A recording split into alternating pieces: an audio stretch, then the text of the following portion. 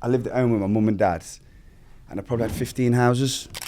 Jack Townsend owns a property portfolio that makes £45,000 a month in rental income. But what's more impressive is that he didn't quit his job to get started. That's important because one of the biggest misconceptions I hear is that you can't grow a property portfolio whilst you're working full time. But Jack's story proves that that's just not true. In fact, we've helped hundreds of people start the exact same journey. Some are on their first property, some are on their third or fourth, but regardless, the strategy is the same and it works while you're still working full time. So in this video, I'm going to walk you through the steps Jack used to go from one house to 17 before he even quit his job, and how you can use the same approach to start building your own portfolio, even if you're starting from scratch. So how did Jack manage to do all of this without giving up his 9 to 5?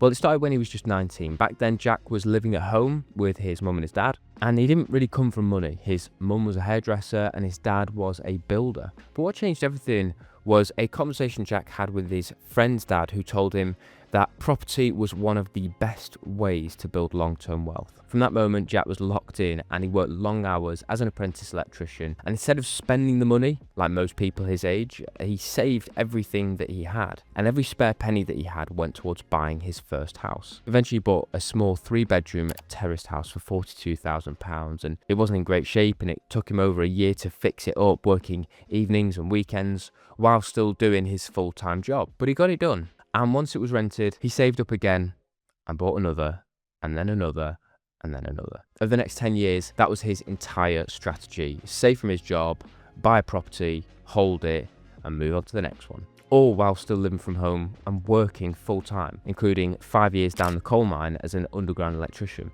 Now, by the time he moved out, he already owned 15 houses. Later on, he discovered how commercial valuations and refinancing could accelerate his progress, and that's when things really picked up. Jack realized that he could convert bigger properties or commercial buildings into high-end HMOs and pull out most of, if not all of his money back out through the refinancing process. He even got into ground-up developments at one point, building new homes from scratch. Now today, Jack owns 23 HMOs and 20 single lets, with several larger developments and commercial conversion projects going on. And his portfolio contains 150 tenants across the UK, generating £45,000 in monthly income. So what exactly can you learn from Jack's approach, and how can you apply it to your own journey? Well, that's what I want to break down next. So one thing that really hit me while speaking to Jack is how simple his strategy actually is. He didn't wait around, he just got started. And to be honest, that really reminded me of people that I know, because I've got friends who have been talking about property and getting into property for years and years. They've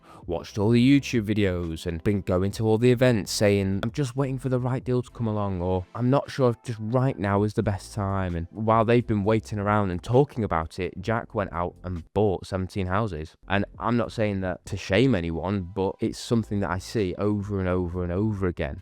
People talk themselves out of just taking that first step. They convince themselves that they need more information, more savings, a better interest rate, a better quality deal, whatever it is. And Jack didn't do any of that. He didn't have some secret strategy. He just moved quickly.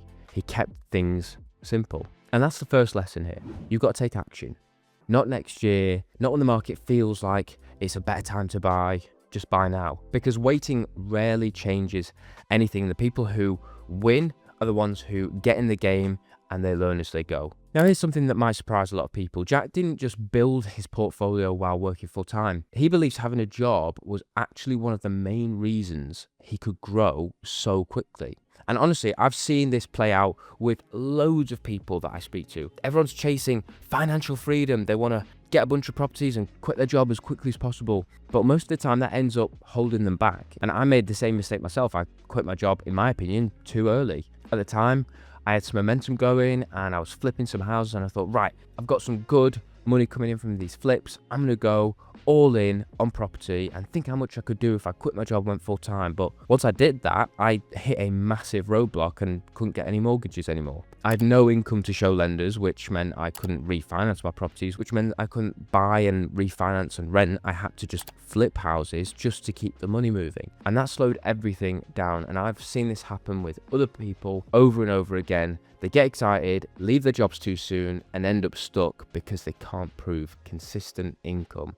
And the irony is, your job is actually one of the biggest tools that you have. It gives you proof of income, access to lending, and a safety net while things are going on with the build. It gives you the ability to grow without the pressure of property needing to pay every single bill from day one. So the second lesson is this: don't rush to quit your job.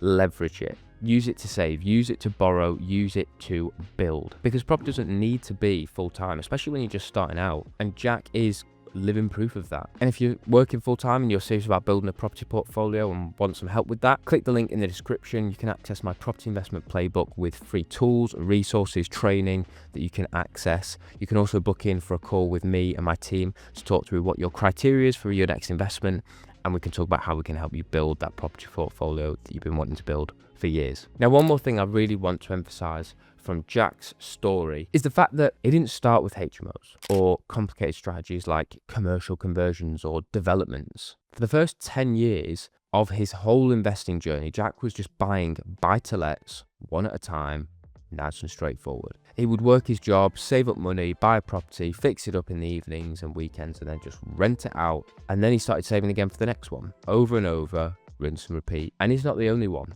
In fact, if you go back through pretty much every guest I've ever had on my podcast, it's pretty much always the same story. They start by just buying one simple property deal. It wasn't always the perfect deal, but almost everyone says the same thing: I'm so glad I just got started. Because even if that first deal wasn't amazing, it got them in the game, it built momentum, it gave them experience, and more importantly, it gave them confidence to go and do it again. And years later, most of them still own that very first property that they bought.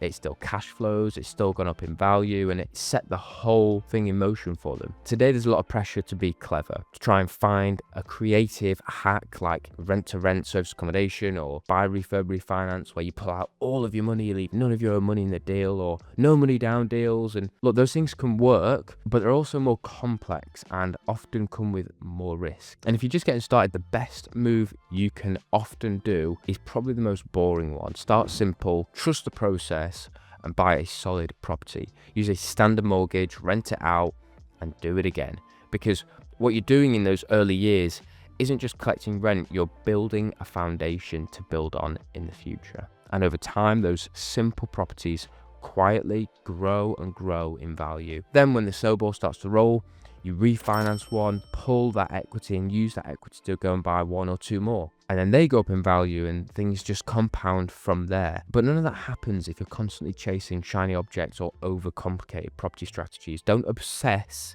over whether it's the best deal instead of just focusing on doing the next sensible thing. And most of all, be patient, because property is slow at first and you'll feel like nothing is happening. But if you stick with it and trust the process, the momentum will come. And once it does, you'll be ready for much bigger opportunities. That's how Jack did it. And honestly, it's how most successful investors do it. But obviously what I've covered here is just a snapshot of Jack's story. So if you want to see the full breakdown, every strategy that he used, every deal that he made, and how he scaled it whilst he worked a full-time job, then check out the full podcast episode next, where we do a deep dive into how he built his property portfolio. He quit his 9-to-5 job and makes 45 grand per month. It's packed with details that we didn't have time to cover in this video. It will give you a full blueprint to follow.